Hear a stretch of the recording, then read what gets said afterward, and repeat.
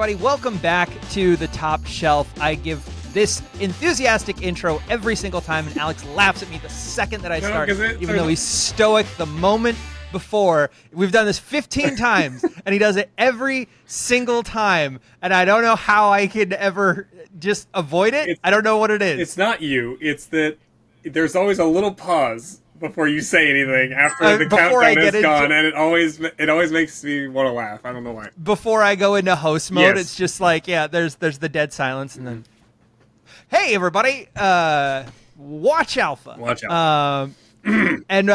So today we are talking about an RPG called Blackbirds, and we have Ryan Vernier here to help us talk about it. Hi, Ryan. Hello. How you doing? Hey, thanks for having me. I love being on podcasts. You know, my whole career started with a podcast a million years ago. Oh, really? Yeah, that's right. I don't know a lot about your podcast, but I mean, that's we kept it a secret. It's like you're welcome back to the mic, Ryan. Thank you. Oh yeah, I'm never far away from the mic. It's like, it's just So Blackbirds is a kind of fantasy horror, medieval inspired RPG system that uses the a core rule set that uses the Zweihander system.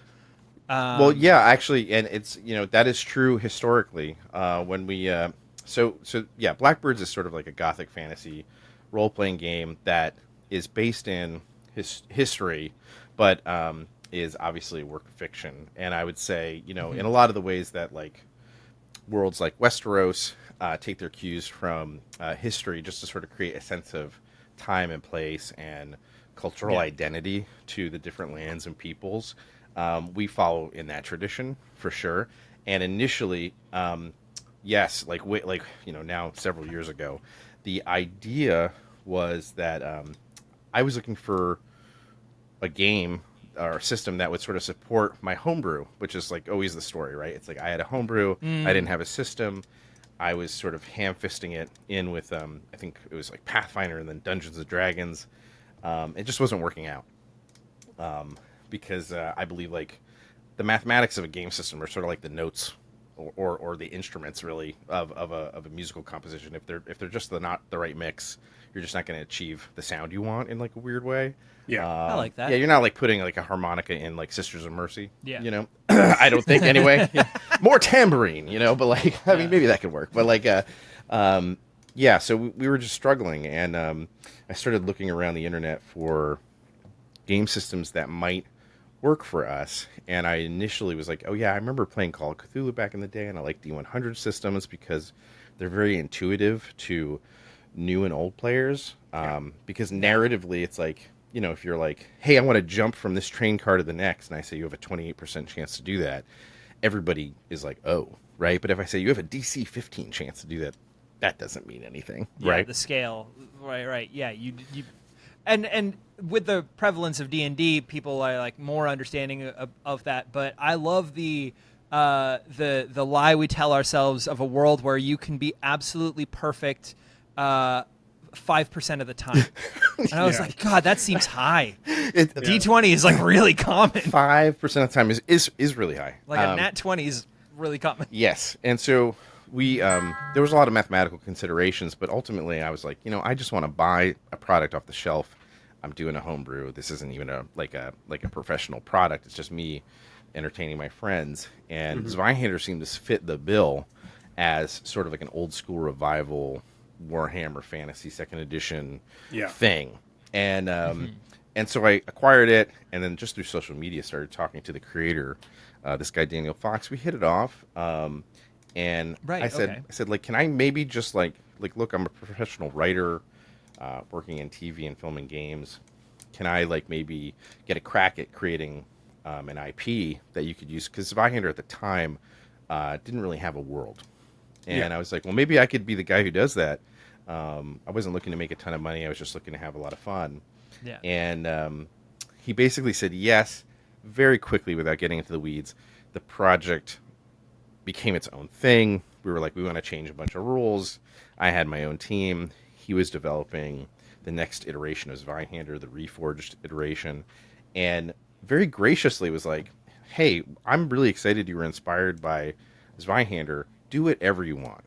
and then that turned into Oh, Blackbirds. right. And so yes, there is this like shared history. I have to let my dog in here, otherwise she's gonna Winnie. her way through the door. Yeah. But basically, we even back then, the games aren't really compatible. They're like not fully. It's sort of like you're a White Wolf. You guys are White Wolf players, aren't you?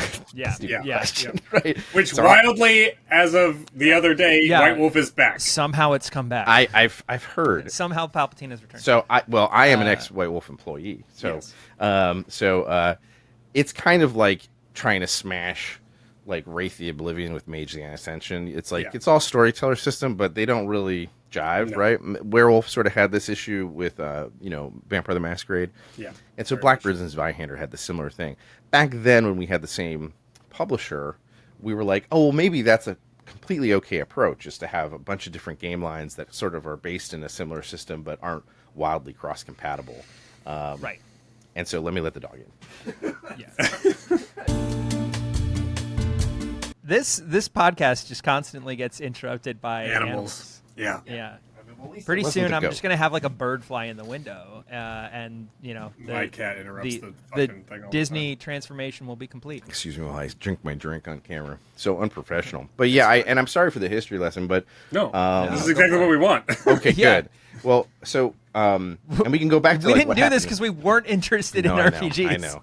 Well, this is like I have Yeah. done. I've worked for CCP Games on EVE Online, and then worked at White Wolf and White Wolf CCP on the Vampire MMO that didn't happen. My $55 million education on how not to make a video game, and then I went to Riot Games, worked on League of Legends, and I had never actually made a role playing game that wasn't just homebrew, and so this was a really exciting opportunity, and it was like successful. We made this thing, we kickstarted it, we made a good chunk of money for a completely unknown product that was kind of, in the shadow of the other product. Zweihander was bigger, Right. and sort of still unknown because we're these indie tertiary products, compared to things like D&D and what have you. And I'm not a famous actual play person or celebrity who has like a fan base I can just bring in. So I was very excited that we funded it and were able to make this thing, and that we won the Emmy that year, and we were nominated. Yeah, and we were nominated for the Origin Award, and so for me it was like an absolute huge success by the standards I was setting for myself. And now, weirdly enough, but it was like undercut by like business stuff. Like our publisher decided to just completely get out of the RPG space. Like 3 months after we launched, okay. Like AMU was like, and they sent a press release out. So as people had just gotten their books, and we were gonna everything was becoming available on Amazon and Walmart, what have you, Barnes and Noble. A press release goes out that AMU is like completely getting out of the RPG space.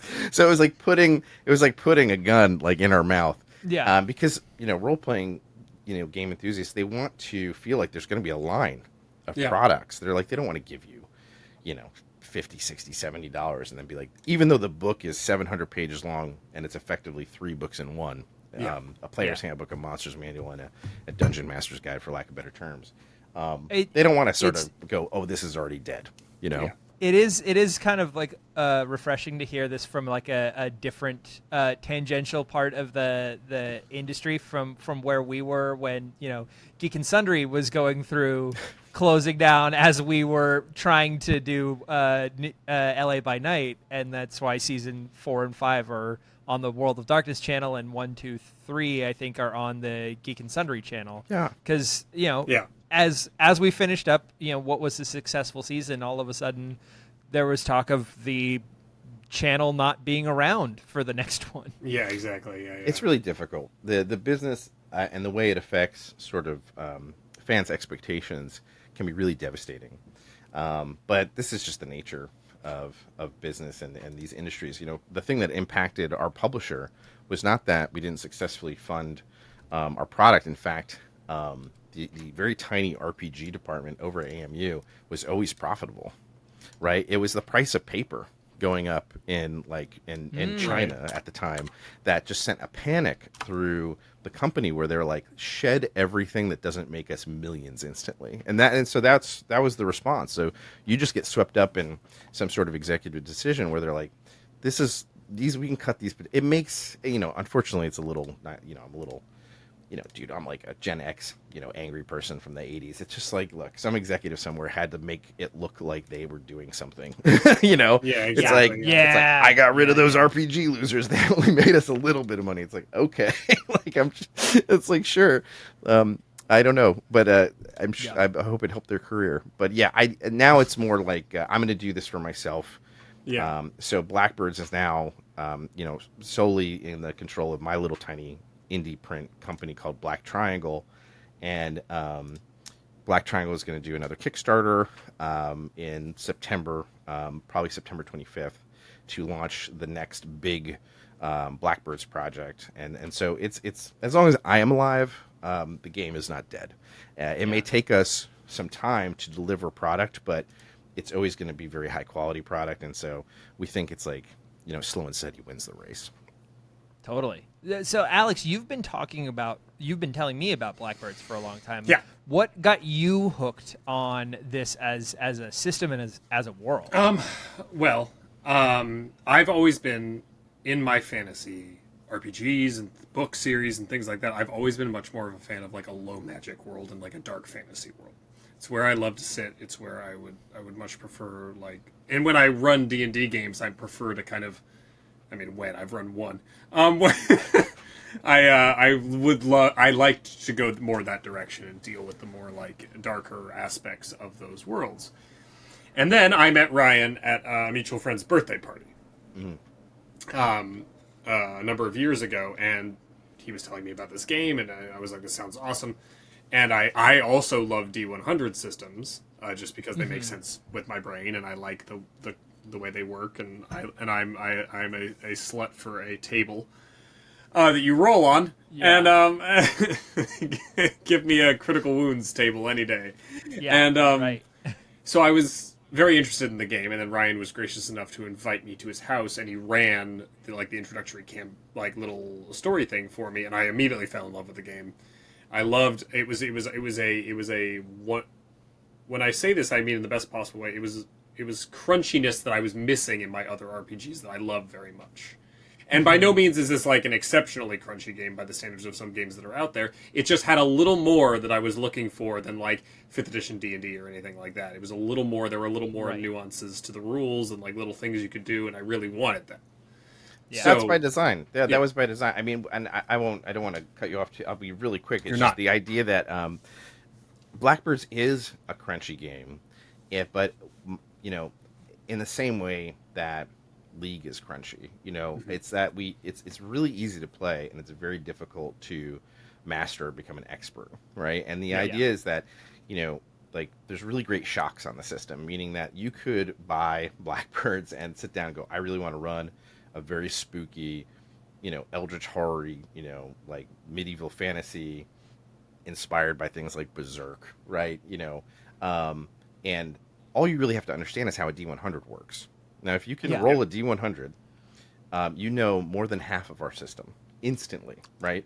But when you come to the game, you quickly realize that there's so many shared moving parts and synergies between creature powers and theurgy, which is our magic system, and the way criticals work, that it's basically there's this synergy between systems, or system friction that I call it, and that's where if you get like a third of it right, it still feels really great. You don't have that and if you get a ton of it wrong, it still feels pretty good. Absolutely, that is what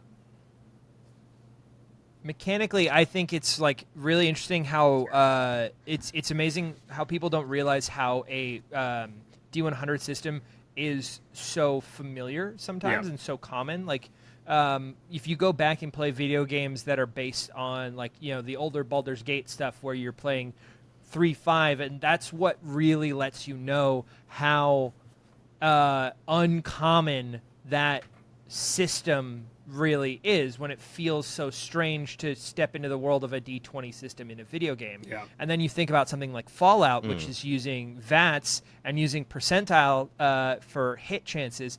You're already talking in a D100 system at that point. Yeah. You were so set up for a percentile chance. Yeah, and it's just something that immediately, like, anybody who has even remotely any knowledge of math immediately goes, oh, I know what, like, a 10% chance. It's I grade know. school level mathematics, Yeah. you know, and there's nothing wrong with that, you know. No. And it's like, you know, I love crunchy games. I do not like crunchy games that go out of their way to confuse me. I want crunch to come in the form of being spoiled for choice, right? Like, there's just so many things to choose from. And maybe that cause is, like, you know, a decision paralysis or, like, but I don't care. I don't sympathize, because I think that, like, you know, like come to the game, like, see it, go, holy cow, there's this mountain of content I could enjoy. And for the people who are willing to just, like, I mean, someone who's going to give up instantly just looking at the mountain is never going to summit it. So I'm more there for the person who wants to either take their time at a leisurely walking pace to summit it, or someone who wants to run up the mountain. Right. You know? There are certain games that have more crunchiness than a like an AP physics class. Yeah. Because Sure. even in physics class in high school, they would still say, okay, imagine a totally frictionless surface. Whereas, like, when you get into those systems that are like, okay, we got to factor in carry weight, and we got to factor in flat-footedness, and, like, all of those things. It's like all these parameters, and like, well, okay, hold on. I want this to be a fantasy world. I don't want to, like, think about the real world ramifications of something, or at least, you know, To a certain I want degree, to live a bit of a fantasy and have consequences, and, like you were saying, have choice. Yeah. Not necessarily just all these kind of gotchas. Well, and there's very much a God, I was going to say something. Yeah. There is, you know what? Continue. I will remember what I was going to say. Because I can happily jump in here. So, and this is one of those things where I don't believe in, like, you know, any kind of form of false marketing, and I think sharing my philosophy about the games I make and the games I want to play. I make games for myself and 6 of my friends, and we hope that you like it too. But it is. We do not approach anything. I don't even do this professionally, like, be it working for the Russo Brothers or for Riot Games or whatever, or any of the things I've done. People talk about 4-quadrant films or 6-ticket films, and I'm like, not my style, right? Like, I want to make you, like, a weird Mandy movie, and, you know, whatever. But and maybe that's why my success is sort of like what it is. But that is just, like, who I am as an artist, and I believe that conflict and some elements of gotcha and consequence, as long as you are aware that they are present and it doesn't appear in a malicious way, where you just kind of feel bullied by the system, but it enhances the narrative of the moment. Consequence and drawback, I think, is always welcome, and it should be welcome. I am not here to create the next, you know, WWE wrestling, you know, like you know, telenovela, no consequence nonsense. Like, there's just an overwhelming quantity of that stuff in the tabletop RPG space already. Yes. It's done very well.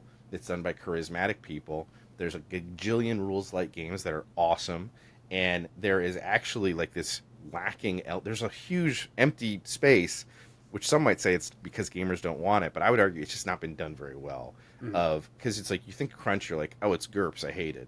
Or, oh, it's this, you know, or it's ice back in the day. Like the Lord of the Rings games from the 80s, I still can't play those games, right? Like, you know, so, and so, but, you know, our goal was more like, there are games like Kingdom Death Monster out there that do crunch well. Yes. So why can't we? And that was part of the problem space we wanted to solve for. Yeah, and that's exactly, you just reminded me exactly what I wanted to say, which was that, like, it is okay for a game not to be for everyone.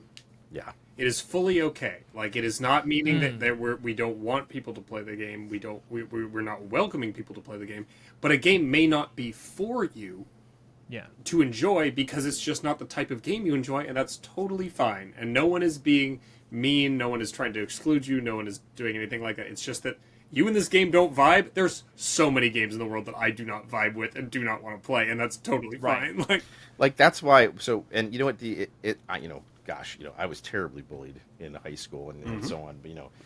But and I hate the idea of bullying or exclusion for malicious intent. But so we make a lot of our. Actually, we're going to make so much more of our game readily available for nothing.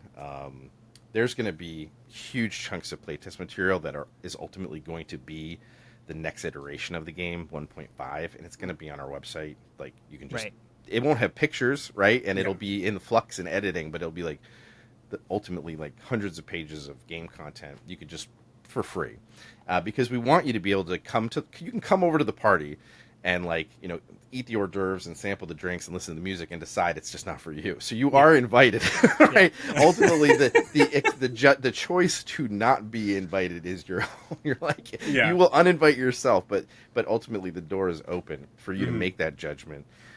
So it is not gatekeeping, as people like to say. No. Yeah, it's like you're just going to opt out and go this isn't my style. Yeah. And like mechanics, I think for anything might be a barrier to entry, or might be at least like you know what you're in for by looking at mechanics and understanding. But let's talk about the world and the style of this game, because I think that is such a huge draw of the way this looks and the style of everything. It's like this, and having that. Go ahead. Having the dark horror fantasy, the gothic vibes of this, and having a world that looks like it has consequence. Yes. Yeah. Very much. And that was one of the things that initially attracted me to the game, was that there was this beautiful art and this feeling of that there was something, there was a world events were happening and you were a small player in it. Not that you were the most powerful person that exists in this world. It was very much like there's this, and as someone who also loves Berserk and all of these dark fantasy things, it just immediately was like, oh, this feels home. It's like, that's exactly why I fell in love with it. Sure, no, and those feelings are accurate. Well, feelings are always accurate. People's feelings and interpretations of art it's accurate, right? And it can be different. It's funny because Blackbirds. Our design philosophy about the game, both the system and the world, was this thing that we coined as the illusion of cruelty. So the system, at first blush, you're going to be like, this is a system where my characters get killed instantly and things get lopped off of them. And none of that is true, because the system has so many safety nets built into it before your character dies or is taken from you. We have... mechanics like fortune and misfortune, and then fate, which can basically have a player almost narratively take control of a scene as a reaction to anything occurring, including their Blackbird's potential demise. And then beyond that, in 1.5, we have things like death afflictions, where you're like, okay, I did die, and this is how death changed me supernaturally. And you can continue playing that character, but you lose aspect to some of the other safety nets to keep the character around. We're always just trying to toy with this idea of your character, your Blackbird, is for some reasons touched by fate, which gets to your question about the world, and they aren't just a nobody. Maybe they were a nobody, but they have the potential to not only become somebody, but maybe even overthrow the new gods that are currently gestating in the womb of heaven. And I say that in this kind of sort of human-centric way, right? Because the idea around Blackbirds is, first I'll start with the name. Whenever I think of dark fantasy, whenever I think of the quintessential panels of a manga like Berserk, or a scene from a John Borman film like Excalibur or whatever, there's these things that say dark fantasy to me instantly. It's like the tree filled with corpses, right? It's maybe battlefields of shining armor covered in mud and horses. That rusted sword stuck into the ground, very much silhouetted. So. And every one of those scenes has Blackbirds in them. You don't even have to mention them, but you know they're there, right? In your mind's eye, you're like, the battlefield's being picked apart by ravens, the tree, and, a cyclone of Blackbirds swirling over a castle because some weird sorcerer is doing. They're always there, and I was like, okay, that's why that's why the game is named Blackbirds, right? Is because it's just this. It's about the genre more than it is about some element of the canon, although it is also part of the canon as well. I don't want to get in the weeds. And then the why now of Blackbirds is Well, we wrote it during COVID, and it's sort of related to my general frustration about the state of the world, and communication about the illness. How things were handled, how we all felt isolated, Yeah. giant, tectonic forces sort of moving against us as individuals. And I was like, that's kind of, it was this, it was this like this moment in sort of the Earth's narrative where I felt like really tiny. And I was like, I want to write a game where the tiniest people who seem to never get a chance to grab the reins for whatever reasons, riches, power, what have you, have all of that predestiny upended by the greed and avarice of the 1% who do. And so in Blackbirds, the idea is that a cabal of oligarchs who, the most powerful kings and queens and emperors and empresses and magisters who just run, the world, this fantasy world of Erebos, found a way to kill the gods and replace them. Because the one shared truth of all mortals is that we die. Yeah. And that wasn't good enough for these people. They're like, no, I'm too powerful and beautiful. I shouldn't share the fate of that peasant in the field over there. And so they conspire against heaven and actually manage to do this thing. And now the world of Blackbirds is sort of in this pause between the old pantheon of the gods being slain and the new gods coming into their own power, taking those empty thrones. Right. And no one knows what will happen to the world next. But in doing this, in upending a world where deities actually do determine everything, like the fates of that farmer in the field and that king in the castle, all that's gone, right? So fate has now run amok, and it's kind of splattered like blood against the world of Erebos, and it's hit a bunch of randos, your characters. Yeah. And now you're kind of touched with that like god juice that suggests that you might be more than just a farmer. Oh, interesting. And that's what makes the Blackbirds different. That's why you're making a Blackbird. That's why you're making a character in this world. And so, and all of their powers kind of follow in suit with sort of this way to change narratives, re-roll dice. Yeah. It's all part of that whole I've been touched by fate in this strange way. Yeah. So when approaching, like, because the actual structure of the world and the narrative and the call to action is very fleshed out. And you mentioned writing for more traditionally, and it kind of shows in the creativity and the structure here.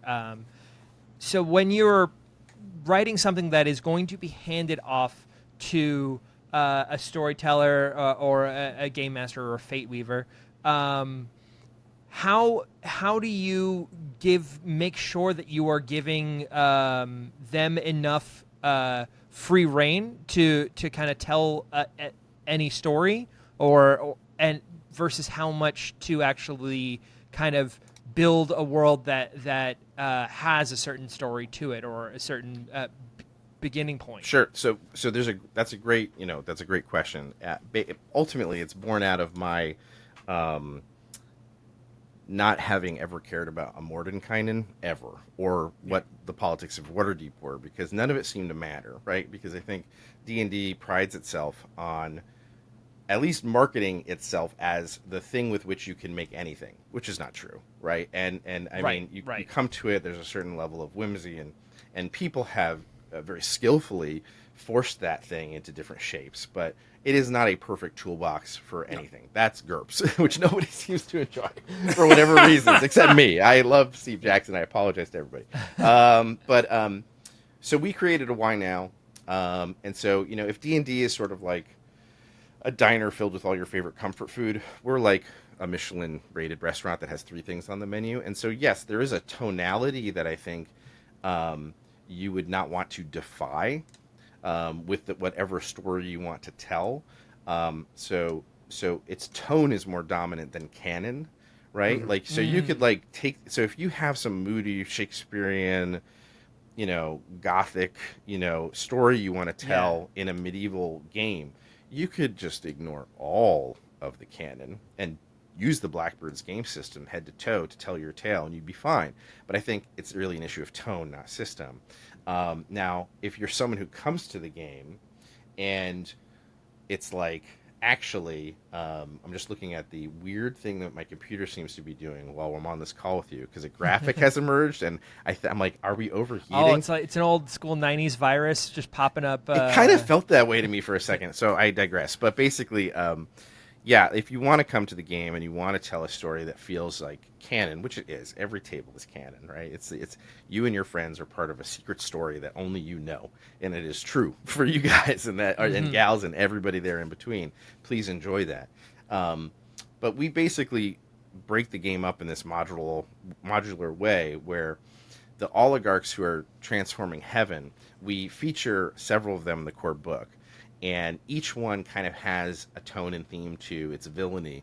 You know, we have this thing called the Golden Messiah that's part of this, church schism where a religion that did not have sort of a belief in a god now has a fraction, part of that church going, oh no, there is a god. It is this thing, and he has come. He is amongst us now, and it's created this crazy schism in a church, which of course we know leads to all sorts of badness. Now, you could just pick that one oligarch and set that story somewhere and make that the nature of your game. There's other oligarchs as well, and they're all kind of thematically different. You know, we have one called the Child of Longing, who is this little girl who was with her father when heaven was being invaded, both magically and literally, and she, killed her dad at the moment he was supposed to receive the gift of divinity. And so now you have this little kid who's like pretty wild, reshaping the way nature works on her whims. And so you can kind of pick, it's kind of like the different flavors of clans in Vampire the Masquerade. It's like, what weird thing do I want to be dealing with at a cosmic level that can inform my, in the mud sort of story. And then also it has the capacity not only for, violent tales, but courtly intrigue and romance. We made sure that, like Blackbirds, even though I love the ultra violence of a lot of the things I've been talking about, like you could do like a sweeping campaign of courtly intrigue around, the collapsing, bonds of fealty between these different regions. And just like your whole game could be based around influencing people and trying to like sort of the stuff you experience in some vampire games where it becomes more about the relationship between the prince and whoever, exactly. Oh God, there's a Justicar in town. You can do all of that stuff just with sort of the the look and feel of medieval Europe and North Africa, which is kind of our first lens into the game. So it's really, I mean, we wanted to make it so that you don't have to read like a 7-book series and feel like you've mastered the lore, just to sort of be able, it's like more like, do you want this tone? Because we don't think this tone is offered everywhere, and have a lot of fun. I'm actually shocked when players are demanding to know everything, which happens in the Discord sometimes, and it happens online. It's like, tell me how this thing ends, and I'm like, no, you tell me how this thing ends. Yeah, exactly. What are we doing right now? Yeah, I mean, it's the kind of people who I guess back in the day with Vampire are like, tell me about Cain. It's like, no, that's the point. Like it's like the point is not tell you to about Cain. Yeah. Well, and so I think that with, like you said, like a D&D is approached as something, as a system that can do anything, and like you said, it can't.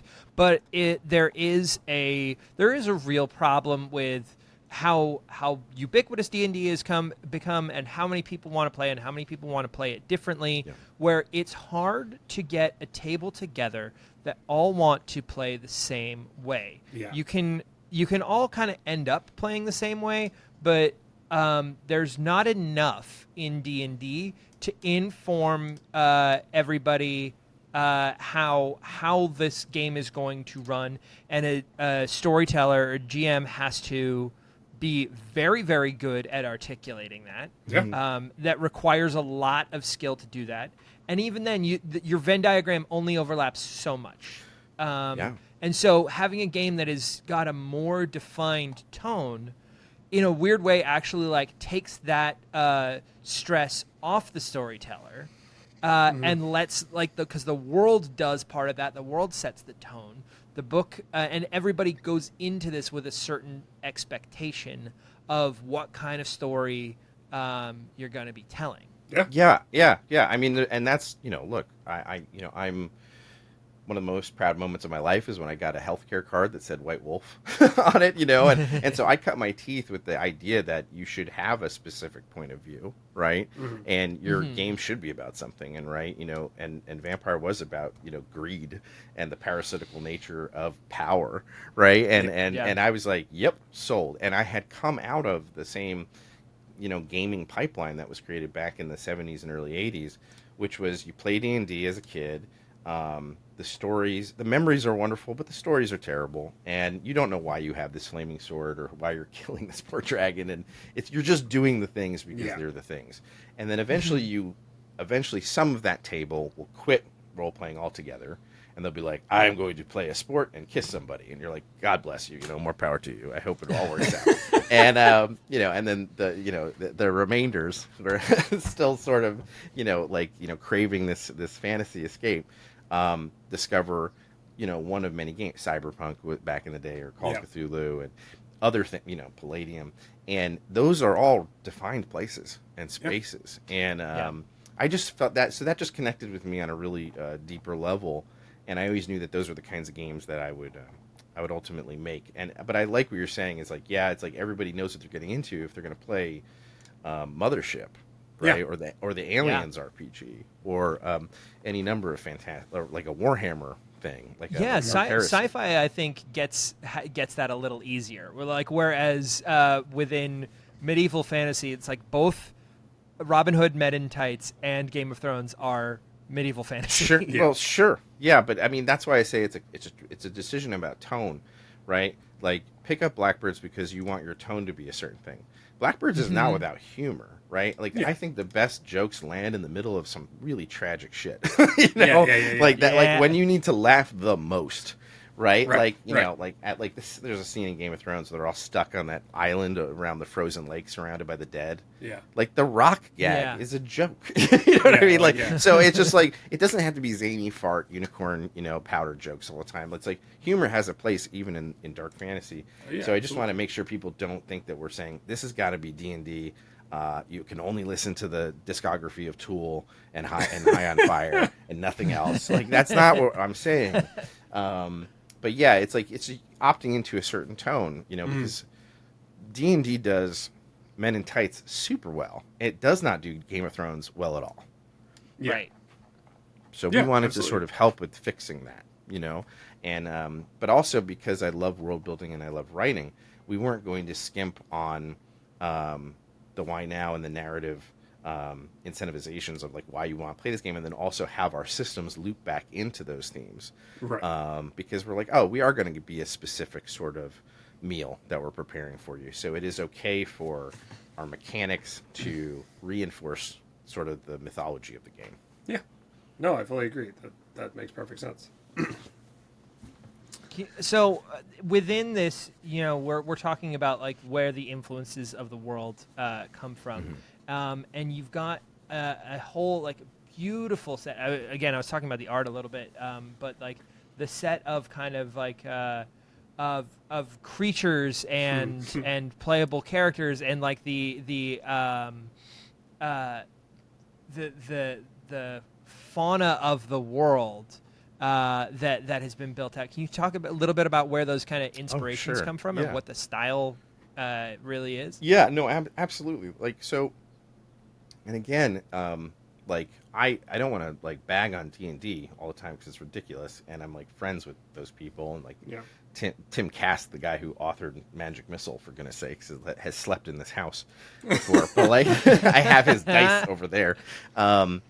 But the idea, I liked back in the day in the original Monster Manual, when it was really weird. D&D had a really weird Monster Manual, right, where it featured certain things that it had like Elric in the Deities and Demigods book, and I think Cthulhu. By the way, which they had gotten written permission from all those estates for. TSR lost all that documentation, which allowed for that lawsuit to happen. So that's don't wild. believe the hype. Yeah, they're not. Right. Yeah, they didn't just steal a bunch of stuff. Oops. No, they wrote the Michael Moorcock estate, whatever. So here, you heard it here first. Anyway, TSR executives are inept. Inept executives. I've never heard of such a thing. How dare you insane. Suggest such a thing? Yeah. Anyway, but sorry, I'm just trying to get myself canceled, not in the normal way, but in the financial way.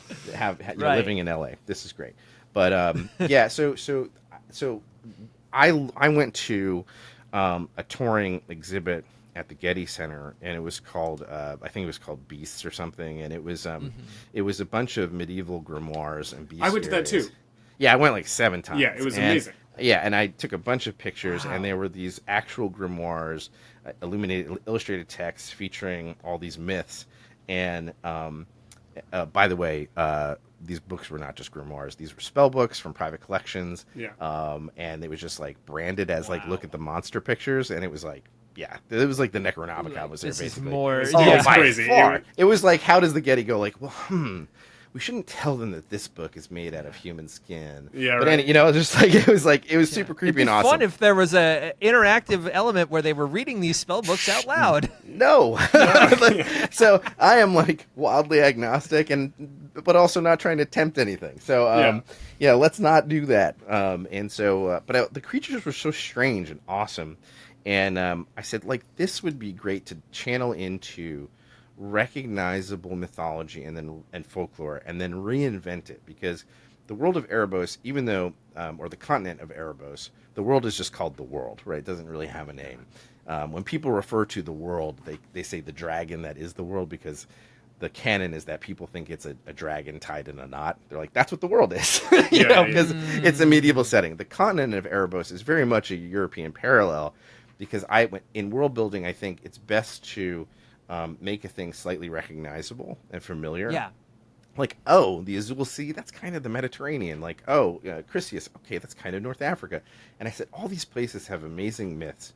Let's take those myths, and instead of being just cultural tourists, like, many authors are, let's try to figure out what's special about each myth and then reinvent it. Yeah. And so we did that with our elves, which are called the Aes. We did that with our dwarves, which are called the Dame. Like, they're different. Their myths and origin stories are different, but you read them and you're like, this feels like legit, right? Yeah, It's there's not a the Celtic familiarity story. there. Yeah, it's not the it's not a specific culture's version. It's like we kind of melted it down to like alchemical components and then built it back up from the ground up. Yeah. And so that was our approach, which also allowed us to make super weird things and new things, and then also sort of borrow from our favorite, comics and books and go, this looks a lot like that thing that you like, which is Right. like, you're remiss if you don't do some of that fan No, service in the construction of creatures. Of course, and there was something that I love so much. And one of the things that initially attracted me so deeply to this game is that I am somebody who I enjoy playing spellcasters in games, but I really like a low magic spellcaster, and that is the only spellcaster you can play in Blackbirds, which I was like, hell yeah, like I love a warlock, and essentially, if we're converting it into D&D terms, like the Theurge in Blackbirds is a warlock in 5e, but has so much more interesting things at your disposal, and the way you deal with the patron and all of the stuff makes it feel like it matters, and it's something that I was so missing from any other game that dealt with that kind of character, a person who has made a deal with an otherworldly entity in order to gain power. There were consequences of that action, because there is no mechanic in D&D 5e that gives you consequences for making a deal with fucking Asmodeus. Like, it's like... It's a great guy. Totally trustworthy. Yeah, totally trustworthy. Yeah. If the storyteller or the DM does not put a consequence in there is none. And it's like, there is the wonderful system of essentially credit card debt that feels so much fun to just lose control with. Like, it was something that was so cool. Yeah. Well, and yeah, again, it's like something that's familiar. And also relevant to what at least the European medieval interpretation of what magic was.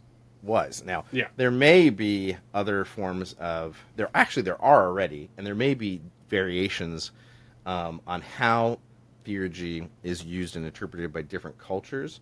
And that may happen in the future, but right now, there's technically two forms of magic. There's theurgy, which is, we jokingly call our demon dating sim. And it is there are people who have been touched in a way where they can sort of feel the fabric of the world, the odd, or ood, depending on your pronunciation and where you're from. And the odd is like all around us. It's kind of like the force, it's like it's the vellum between worlds. And on the other side of this thing are outsiders who have been, for some reason, mostly locked away from creation, and theurges can act as conduits to sort of tap into the power of the outsiders, which allows them to perform things that look like spells called vitiations or vitiations, if you're pronouncing it correctly. And you end up owing the outsider tithe, which is sort of the credit card debt Alex was just talking about. And so instead of it being like, I need Eye of Newt, and I need unicorn pubes, and I need like fucking to be, kissed twice by a prince on the left toe, like you just accrue this debt. And the only way to get rid of the debt is to then do reckonings for the outsider, which basically are favors. The outsider asks you to do things. Right. Okay. Like, it could be like if you owe the outsider. And by the way, it's not just one patron, which I think D&D you have one patron. Yeah. You can have a pantheon of these things, ranging from little baby imps to like outsider lords, and they don't all get along. Different deals from different folks. And they don't all like each other. The different courts of outsiders, there's the Court of Joy and the Court of Silence and the Court of Generosity, and not everybody digs each other. So you can't you can't invite the same people to the same party all the time. It's like so and so doesn't like so and so, and that it's through that those relationships that you might not be able to build the most power hungry OP spellcasting list. You can't power game because literally Jeff hates Cindy. Cindy is control of fire magic. Jeff is in control of getting creatures to do what you want them to do against their will. I love the system that like narratively gives you the tools to burn your life down. Because you want to be able to do that in a fantasy setting, not in your real life. Sure. No, and I mean, there's fun ways out of it, and also it basically then feeds in as a narrative tool for the Fate Weaver, the game master in this case. So I'm using like names that we don't actually, because we have names like Blix and Albimetrix and like really crazy like outsider names, and so we'll just use Jeff for now. It's like you say you cast a vitiation the other day because you wanted to, you didn't have a weapon, and so you literally just wanted to maybe like literally be able to do this with your hand and pretend it's a sword, and that is one of our spells. It's called Hands of Trenchant Will, and it's kind of like instead of like force push, it's like force slice. And totally. And so that cost you a little bit of tithe, but not a lot. And you and your friends got in a fight scene, and the fight scene resolved, and you're out of it. And now Jeff is like, hey, so tonight I'm gonna need you to walk down the hallway and just unlock that door over there. And so that so basically you're like so I'm not so it's like, okay, are you going to defy him? Yeah, you're just always being able to weigh like, what are the outsiders playing at, which is really the 3-dimensional chess that the dungeon master is playing at, which may or may not have anything to do with the story you're telling. You could just be doing it to be spooky. Right? To scare your player. Why did I unlock that door? And the answer was because I needed to get rid of your tithe so you could cast more spells. Maybe it has no answer, right? Or you then harken back to it 2 years later. You're like, you unlocked that door for the assassin to kill the queen. You're like, holy shit. That was me. And so it allows you something like a lot of retroactive storytelling and and so that's how we wanted to build system. People think that's complexity, but when in reality it's just jazz, it's just improv. And so there's a system, but we're not like you're putting in place mechanics and quote unquote rules for things that a practiced storyteller or DM already does. Yes. And it's giving you mechanics so that the players actually understand mechanically what is happening. Without feeling like you just effed me. Right? You're like, you know what I mean? Because that's a thing that I think happens. First of all, you don't want to be at a table where there's that level of animosity between the storyteller and the players. That's and you made a really great point earlier about people wanting to play games differently. And I can't. It's back in the day. The first thing that I did as a dungeon master was.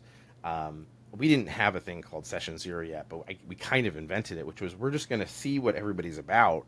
And it was kind of just like meet and greet before we commit to even playing a game. We didn't have a term for it. We were just like, and you had, sometimes that took months before you had your first game. We're like, okay, that didn't work out, or that, and it's just, you just can't assume that everybody wants the same thing. And that's why, conversation before playing is so vital. Yes. Which is, I think, why a lot of old timers like myself are like safety tools.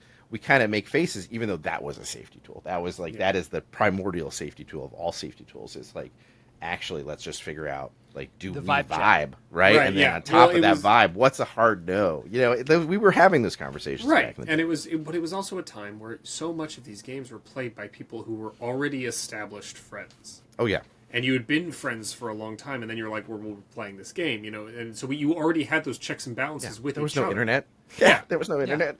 Yeah, So exactly. You're right. These tools that are coming about, which are very useful, are for these newer generations of people who are playing online or meeting people through these games, and it is much more prevalent nowadays. So these tools need to be more informed. They didn't Yeah. need to be as No. informed back then. You know, No. it's like That's a great point. It is the point. It is the point. It's actually why I leave the safety tools to people who are super passionate about it, because they're writing their own products, and like you should, I think maybe have your product point to the products that really do a good job of it, instead of having some crap chapter that you like phoned in. Instead, like go, actually, these resources, this, and this are really, really good. And if you need these, we recommend buying them, because it's like share the wealth a little bit. Also, it's always okay to shout out other creators who are doing stuff 100%. that maybe you're not particularly specialized in. Right. Anyway, I think No, that's I just fully a form agree. of generosity. Yeah. no, there was something that like I always loved.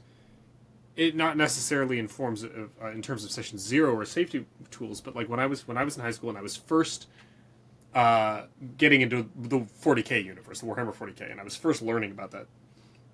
The first time I bought a codex or the rule book for 40K, there was a part in the front that said, "Hey, this setting might be confusing to you.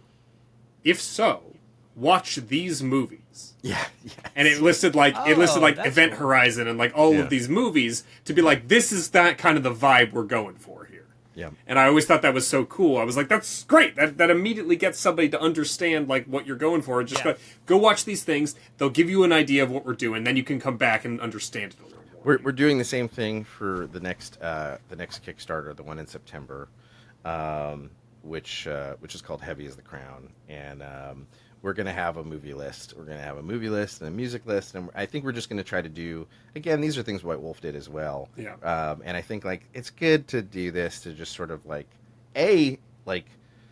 we don't really have VHS stores anymore, so there isn't this like weird clerk who stinks of patchouli who just knows everything about film who can direct you. Right. Like it's Give you the info. and so we're like, well, maybe we should like put some of our older lore in the book. Oh man, I miss in the video culture stores. space. Yeah, God because damn. a little, because I found a ton of films and music because of those lists, and I think Gary Gygax put it in Appendix N or whatever, that he did a list of things that informed his interpretation of D&D and Greyhawk. Yeah. And it led me to a ton of excellent stuff. So that's just a tradition I want to keep alive too. Yeah, and I like this world is so like there is so much. How do I want to say this? Just because a thing is labeled dark fantasy doesn't mean that it has to be depressing all of the time for the players themselves. It can be depressing in the world all the time, but there is a joy in playing these games in this dark universe where you get to experience these things at a table and have these incredible things while having fun as a human being outside of the game with your friends and doing this cool fucking thing. And just vibing in this horrible world is so much fun. And like, yeah, no, and I think that's an important distinction, right? It's like we're not asking you to behave differently around your friends. yeah. Remember it's like there's the in-game and the out-of-game activity of roleplay, right? Out-of-game, like, dude, make all the fart jokes you want, right? Like, I mean, like, I remember, like, there was a scene in a D&D game, and it was, like, a really spooky scene where a character got lured to the edge of a river by these, like, baiting maidens. It was, like, classic incel shit, but, like, and they turned out to be doppelgangers, right? And the guy was like, it was of course the horny bard, and he's like, I'm gonna go take care of this, and like saunters down to the river's edge. They're doppelgangers. It's a horrible fight. He almost drowns, gets killed, which forever got referred to as the doppelgangbang, and like and just like that did not get said in the context of the world. That was just my friend Chris being crude and hilarious, and like having had a couple beers, and it was just like super funny. We're laughing, red faced. The character who was being really cringy with his like sexual pursuits in game. Everyone just got to relieve the stress. Yeah, that wasn't. Yeah. That wasn't anything the characters were doing. No, exactly.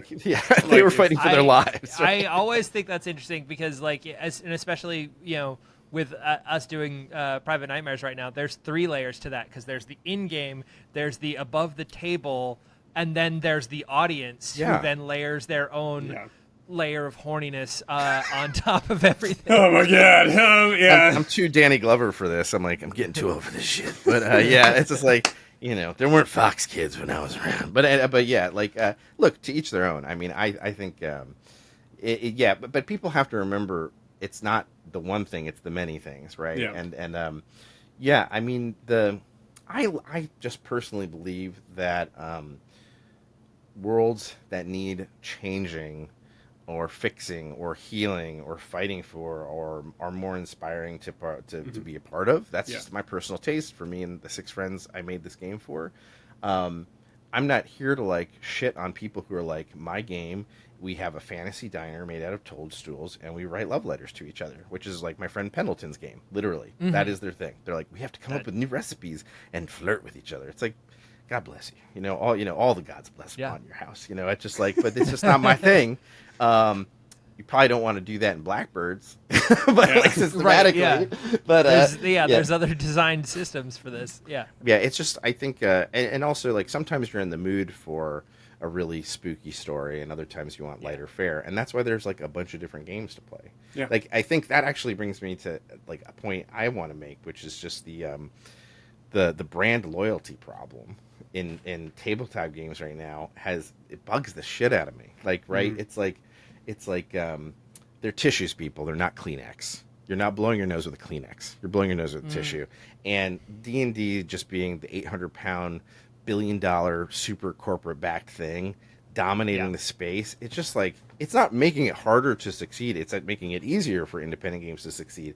But I'm just like so exhausted by there is this element of people who are like, this is the only realist and best thing, even though it is 100% a corporate sock puppet of the thing it once was. Right, exactly. Yeah. Yeah, but I understand why this is real, right? Because there are people who are playing 5e who were born into it. Literally, they were kids. They came online mentally during the 5e wave, and for them, this is the greatest, best thing ever. And then there's a bunch of people who played way back in the day who have forgotten how to play, who stepped away from the hobby, like had whole lives, and then found themselves with some extra time and returned to the hobby for 5e, and they're like, this is great, this is way easier than it was, this is awesome, right? And so it's just become this dominating sense, and unfortunately I think with it carries this is the tone of fantasy gaming, which is just not true.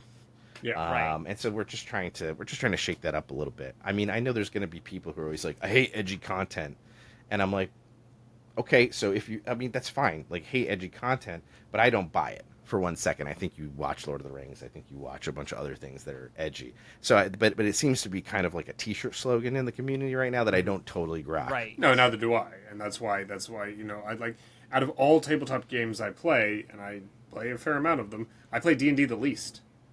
Yeah. Oh, by the way, I'm taking Grok back from that stupid fucking platform and that you asshole. Like, that was, how dare you? That is not your AI, you dipshit. Like again, like, I'm sorry. I'll win that battle, and I'll win a bunch of other awful battles too. But of cultural things that I probably shouldn't reference anymore because D-bags have fucking ruined them. Yeah. Anyway, it's wild. It's just, this game was so like just. Coming back, meeting you, and also then becoming friends with you. I'm a charmer. And you are. Like I was immediately like, I love this guy. He's great. But then like the right amount of autism. Yeah, go ahead. But then also in finding this game, just completely reminded me how much I love dark fantasy and all of these things, and exactly why I love fantasy in general, and like why in high school why I was reading why I spent so much time reading all these books. It was just like, and then I played your game and I started diving into the book, and I've since run it a few times, and I'm like, this is why I love this shit. It's just like, and it's so, I just absolutely fell in love with this game, and I'm so excited for all the stuff that you're working on for 1.5. I feel like the way we've played Vampire, the way we've played 10 Candles, Blackbirds feels like that for medieval fantasy, for D&D, and being able to like translate every idea that you were trying to crowbar into 5e in like he's like, no, there's a world in the system that will work for this. Yeah. Yeah. You don't have to try and crowbar it in to Right. the happy fun game. Yeah, we just had to which build is it kind of- ourselves, which was yeah. exhausting, but it was a great thing to do during COVID. Yeah. Yeah. And now we have this thing to refine, and so, yeah, I mean, yeah. So I think like there's a couple. I don't know where we are in the interview, but I just don't want to lose. I want to make sure that I mention that like I believe with like 98.9% certainty that the next Kickstarter will drop on September 25th of this year, and that's Heavy as the Crown. Heavy as the Crown, which will be a box set that that new players and returning players will definitely want to get for several reasons. One, it's going to have a 300-page campaign in it, which is what Heavy as the Crown is, set in the Splendid Kingdoms, which is like a really cool chunk of the map that people have had a lot of questions about. It's going to include a big chunky chapter, which is just setting information about interesting personalities and places and history, which is another thing players have been asking for, because the core book has some nice history about two city-states, the city of High Salt and the city of Corbel. And so it's like a city in the north and a city in the south. We don't fill in a ton of information about the rest of the map.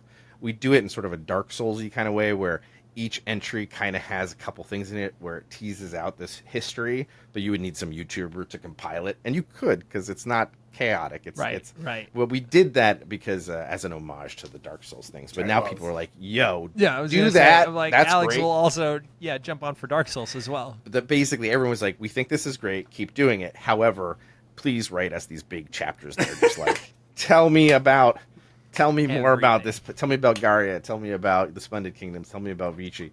And tell me about the religion of Sigilism and the Schism, and so we're committing to that. So 300-page campaign, 100-page rules primer, which will be our first step in updating the game from 1.0 all the way to 1.5. We're going to introduce a bunch of new systems. We're going to refine a bunch of new systems and make things that based on player feedback and play testing, which we're going to have a greater attention to this time around. We're going to make a bunch of stuff available sooner on our Discord, which is already live. I was about to say, yeah, Blackbird exclusive Discord is live. Please join it.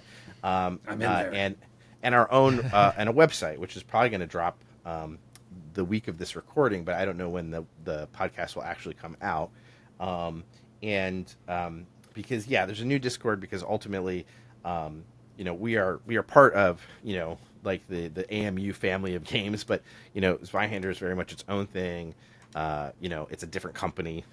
We are our own independent company, and this is entirely our game. And so, we have nothing but love and appreciation for the opportunity we're given, but we're just kind of like, there's no point in crossing the streams and confusing players anymore about what is.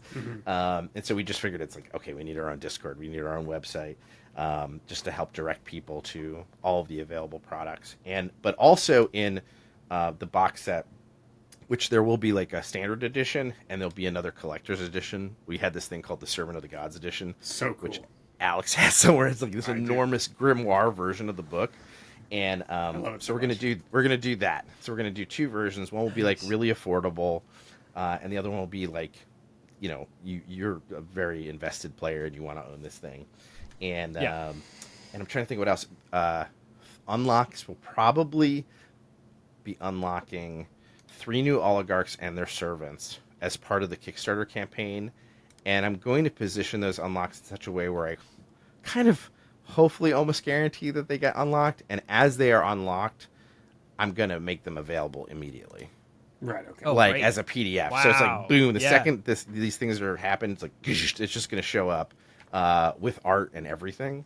So we're going to do like a lot of stuff to try to make it not only a celebration of a long-awaited second product, but something that if you're someone who's like, I didn't buy the core book, and I just want to kind of not spend $75, but I want to spend significantly less than that, or maybe even a digital version of the product, you can, and you would have like almost enough to even run your own campaign without the core book. And the idea is that we want to seduce you into buying the core book. Totally, right. Yeah, but it's just like, it's one of those things where it's like, we understand that like everyone's finances right now are completely fucked, and like we just so we're gonna make it so that it's like there'll be like a really sort of super hyper affordable option like an option where you're really helping us pay our artists and the fellow designers who worked on it, and then the sort of the Maven tier. Yeah.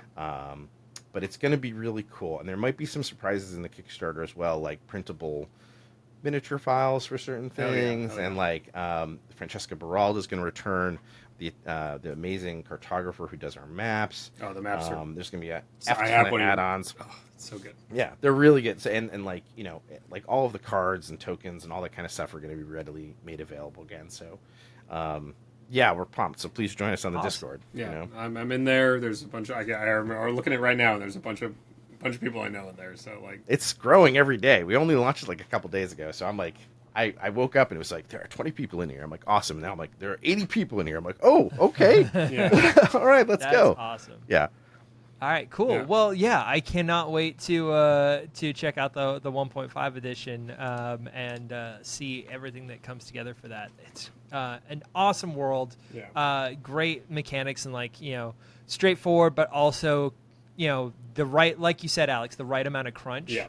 And I can't wait to see more. I absolutely adore this game, and I recommend it all the time to people, and anybody who's even thinking about wanting something as an alternative to the what is become so prevalent in D&D, like, please check out Blackbirds, because it's so fucking cool. Please. And also, we're going to try, and it's not a promise, but we're going to try really, really hard with maybe people on the call right now, to do like an actual play to sort of help illustrate why the game is so unique, not only through like the cool storytelling and performance available to us, to my friend Alex and some of his friends here in the Los Angeles area, but like you'd also be able to see it like played out, which for me is the right way to learn wacky rules, is not to necessarily just download a whole book, but it's just to be able to tune in and watch it. Yeah. That's how I learn so many things, is like either sitting with it or watching somebody play, and it just translates into my brain, and like, it's great.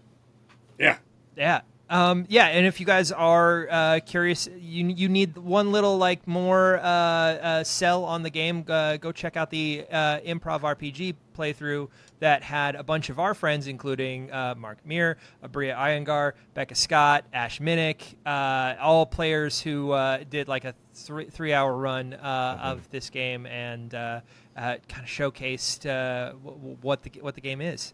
And like you said, hopefully we can do more. That would be great. There's some indie ones too, where just like people did, they did their own little homebrew tables, and there's like, I was so happy, almost brought to tears when I saw like people just doing it and putting it up on YouTube, of all different skill sets. So obviously dip your toe and see if it's right for you, but yeah, I mean, because the folks you just named are all like super pros, so great, they could actually make like a garbage game look good, and I think so do watch that, because they're so good. That's good, yeah. Right, but then that's fair. What was I thinking? No, you're right. It's like, watch that, because it's just they're gonna land the plane. But then also, I recommend like looking at one or more of the indie playthroughs, which I think will give you a bit more information of like, oh yeah, actually maybe this is really cool. Yeah. All right, guys. Well, that will do it for the Top Shelf this week. We will be back next week, I think. Yep. We've been pretty bad about releasing this weekly, but we're making another show. We're doing other things. We're making sure we're getting Private Nightmares out to you. Yeah. So we'll be back to talk about more RPGs, and thank you so much, very Ryan, for joining coming on us. the show. No, thank you for having me. It was a blast. Yeah. Thanks. Yeah, appreciate it. Yeah. Have a good one, everybody.